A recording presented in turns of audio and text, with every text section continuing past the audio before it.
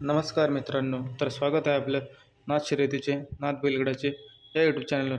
तर मित्रांनो, व्हिडिओवर नवीन असेल तर चॅनलला एक सबस्क्राईब करा व बेल आयकॉनला दाबा, कारण का बैलगाड्याचे सर्व अपडेट तुम्हाला या चॅनलवर मिळेल। तर मित्रांनो, उद्या होणाऱ्या पेडगाव हिंदकेसरी मैदानमध्ये सर्व टॉपची नंदी पळायला येणार आहेत। तर मित्रांनो, आजच त्या मैदानांचे लॉट काढण्यात आले आहे। तर मित्रांनो, या मैदानामध्ये आपला लाडका व महाराष्ट्राचा लाडका म्हणजेच की सप्त हिंदकेसरी बकासूर नक्की कोणत्या गटात पळणार आहे ते आपण या व्हिडिओमध्ये बघणार आहोत।